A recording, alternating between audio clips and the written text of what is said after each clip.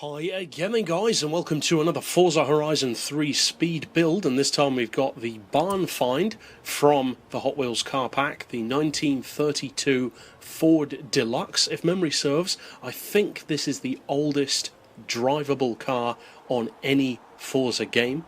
Personally, I love vintage cars, you guys know this, I've mentioned it before, so to have a true vintage car like this is very cool. This really hits the spot for me. I love cars like this, and it's so fantastic to see the kind of care and the modifications that they allow you to do.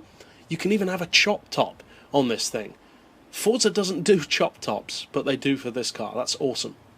Now, as far as engine conversions, I would pretty obviously recommend the V8 swap. Then for the drivetrain, I've fitted all-wheel drive. That helps out a lot off the line, and of course off-road as well. For the aspiration, you want the twin turbo, in particular to get the peak power.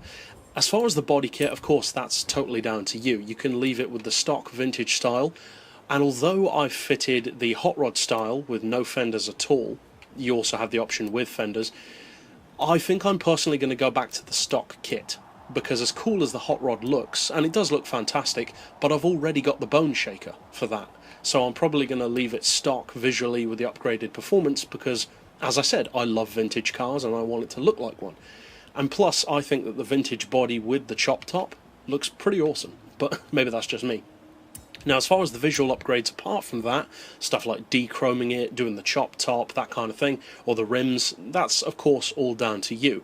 As far as performance goes though, performance even, try English, then you want to increase the power, of course, as much as you can, lower the weight, and fit all of your race parts. As you can see, I have fitted the roll cage on this one. I would recommend that.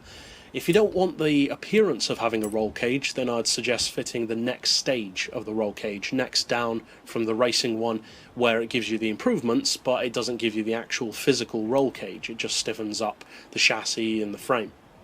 Now, as far as the benchmark, it's got good numbers. Considering that it's about as aerodynamic as a brick, and it's from 1932, 238 miles per hour is pretty impressive, and we'll see in just a moment, it can go beyond that even.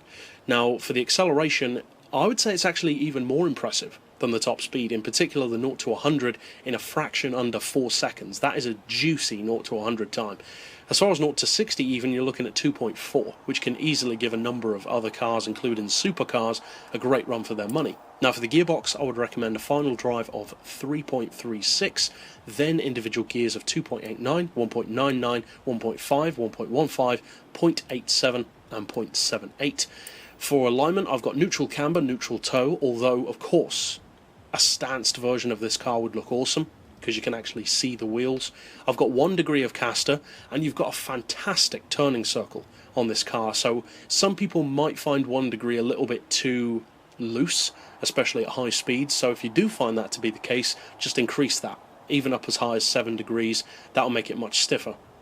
As far as anti-roll, we've got those on 32 and 20, springs on 130, 137, and I've opted for the lowest ride height.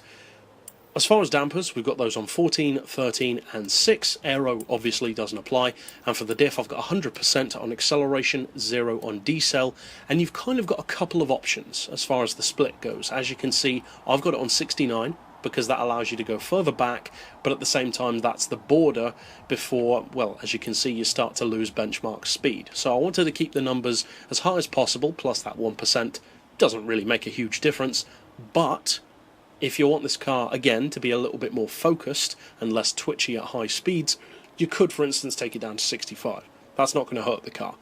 Now, this tune is not on my storefront, so if you want to use it, you'll have to, of course, follow this tutorial or some variation of it. And with a car like this, I would always recommend using a tutorial anyway, because then you can choose the individual visual parts that you want.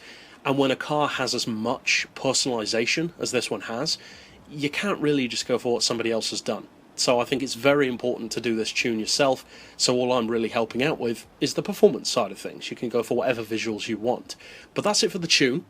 So now, of course, let's take it out on the street to see what it can actually do. Now, as I said, this car can actually go even beyond the benchmark of 238. You can even get it to nudge 241 on a downhill section. So for a hot rod, especially for one of its age, it's got fantastic performance. And if you didn't pick this car up as a barn find, you don't need to worry, because I didn't either. You can go into the auction house, select Ford, look under this car, and there are usually quite a few of them up there. I managed to get this one for a good price. Prices vary though. Usually they're a couple of million. I got it for about 150 grand. So it just depends on your timing really as to where you pick it up. Or for those who just got it with the pack, obviously you got it for free. So overall, if you do decide to use this car and some variation of this tune, I hope you have as much fun with it as I'm planning to. And of course, if you enjoyed it, there are literally hundreds more tunes like this, which you can see by clicking through to the playlist at the end of this video. But for now, as always, thanks for watching.